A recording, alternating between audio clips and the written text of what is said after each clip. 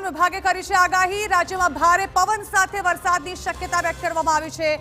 ઉત્તર મધ્ય અને દક્ષિણ ગુજરાતમાં ફૂંકાઈ શકે છે ભારે પવન। ગાજવીજ સાથે હળવાથી મધ્યમ વરસાદની સંભાવના વ્યક્ત કરવામાં આવી છે। પ્રતિ કલાક 40 કિલોમીટરની ઝડપે ફૂંકાઈ શકે છે પવન। તો અમદાવાદ, ગાંધીનગર, મહેસાણા, ખેડા અને સાબરકાંઠામાં વરસાદની શક્યતા વ્યક્ત કરાઈ છે। સાથે જ ડાંગ, વલસાડ, દમણ અને દાદરા નગર હવેલીમાં પણ પડી શકે છે વરસાદ। તો રાજ્યમાં આવનારા દિવસોમાં હજુ પણ ભારે વરસાદી માહોલ સર્જાય તેવી શક્યતાઓ વ્યક્ત કરવામાં આવી છે। અહીં પ્રતિ કલાક 40 કિલોમીટરની ઝડપે પવન ફૂંકાય તેવી શક્યતાઓ વ્યક્ત કરવામાં આવી છે।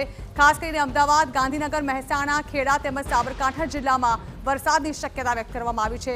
આ તરફ દક્ષિણ ગુજરાતમાં ડાંગ, વલસાડ, દમણ, દાદરા નગર હવેલીમાં પણ પડી શકે છે ભારે વરસાદ।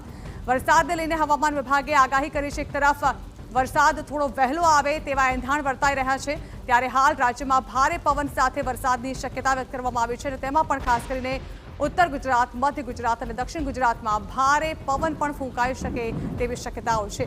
અહીં ગાજવીજ સાથે હળવાથી મધ્યમ વરસાદની સંભાવના વ્યક્ત કરવામાં આવી છે।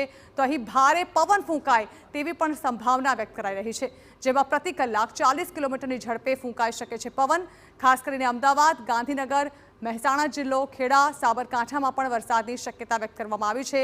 રાજ્યના અન્ય જિલ્લાઓ જેવા કે ડાંગ, વલસાડ, દમણ તેમજ દાદરાનગર હવેલીમાં પણ પડી શકે છે વરસાદ। એટલે કે વરસાદી માહોલ પૂરી રીતે છવાય તેવી શક્યતાઓ વ્યક્ત કરવામાં આવી છે। તે પણ ભારે પવન સાથે વરસાદી માહોલ સર્જાય તેવી શક્યતાઓ છે। તેમાં પણ ખાસ કરીને દક્ષિણ ગુજરાત અને મધ્ય ગુજરાતના કેટલાક વિસ્તારોમાં ભારે વરસાદી માહોલ છવાય તેવી શક્યતા હવામાન વિભાગ દ્વારા વ્યક્ત કરવામાં આવી છે। તેને લઈને રાજ્યના કેટલાક જિલ્લાઓમાં વરસાદી માહોલ બનવાની શરૂઆત પણ થઈ ગઈ છે, જ્યાં કેટલાક જિલ્લાઓમાં હાલ વાદળછાયું વાતાવરણ જોવા મળી રહ્યું છે।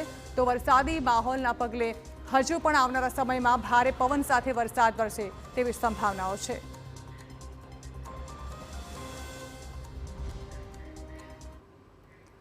તો એક તરફ આ વખતે